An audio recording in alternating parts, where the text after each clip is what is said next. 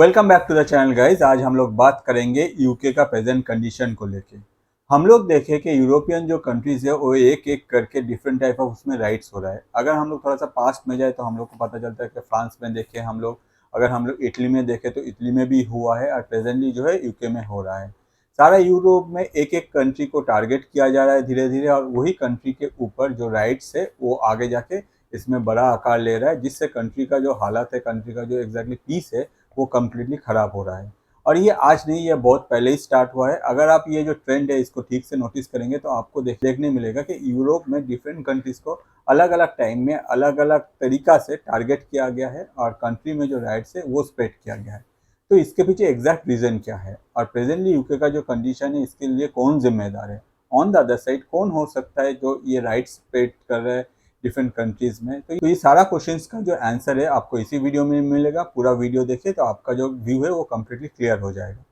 हम लोग देखें प्रेजेंटली यूके में जो राइट्स है ये काफ़ी बड़ा आकार लिया है, और यूके के जो सिटीजन्स है वो आपस में लड़ रहे हैं। ऑन द अदर साइड वो लोग अपने आप को, मतलब अपने कंट्री के ही सिटीजन्स को मार रहे हैं, जिससे आगे जाके नॉट ओनली यूके के जो सिटीजन्स है वो लोग इनसिक्योर फील कर रहे हैं, on the other side security persons जो है यूके में उन लोगों के साथ भी इन लोगों का झड़प हो रहा है, जिसके वजह से एग्जैक्टली कंट्री का जो कंडीशन है ये काफ़ी ख़राब है। अगर हम लोग मई 2024 में ऋषि सोनक का बात सुने तो हम लोग को पता चलता है कि ऋषि सोनक जो एक टाइम में यूके के पीएम थे, उसने कहा था कि आने वाले 3-4 साल यूके के लिए काफ़ी टफ होने वाला है, और ऐसा सिचुएशन हो सकता है जिससे जो लास्ट 30-40 साल में भी यूके ने वैसा कोई सिचुएशन नहीं देखा है।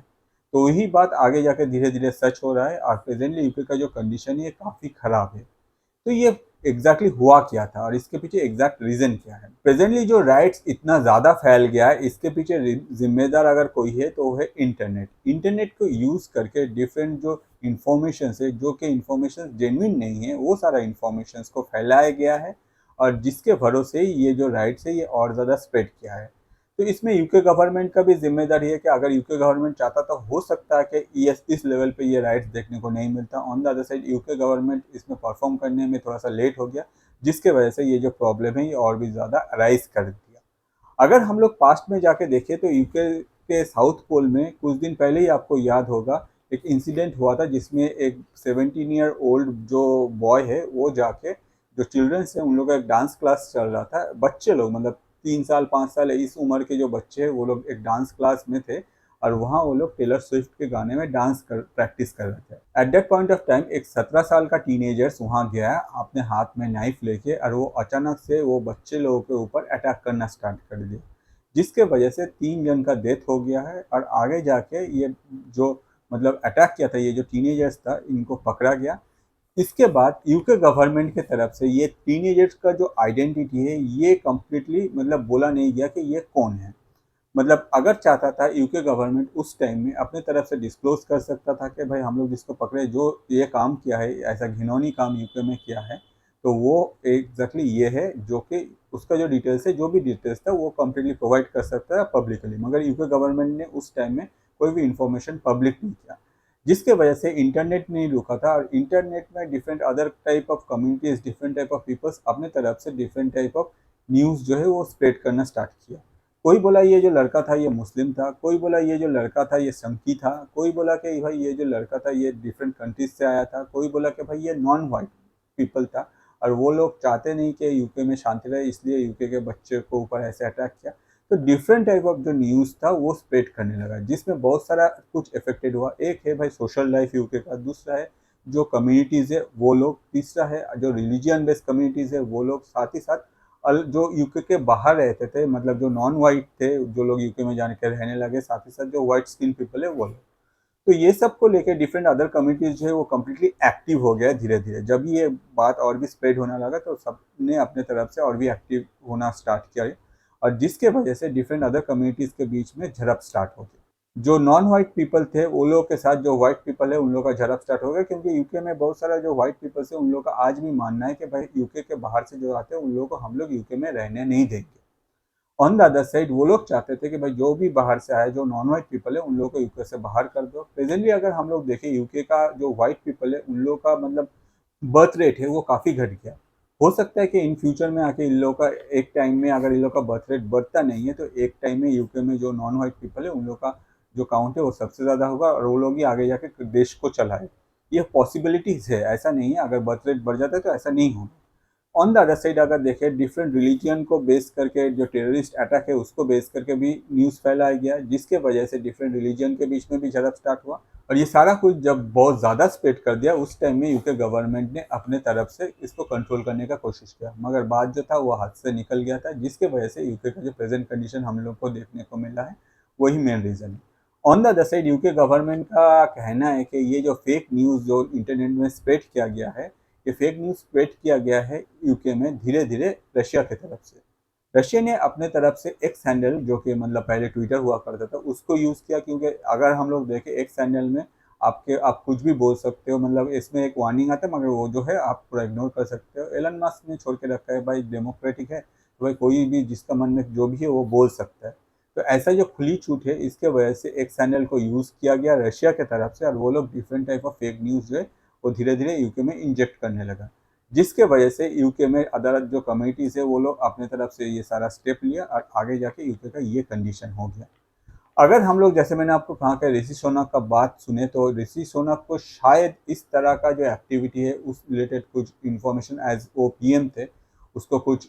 लगा था कि ऐसे यूके में हो सकता है कि इसके वजह से वो शायद ये मतलब जो फोरकास्ट था ये किया था और प्रेजेंटली यूके का जो कंडीशन है ये सेम है।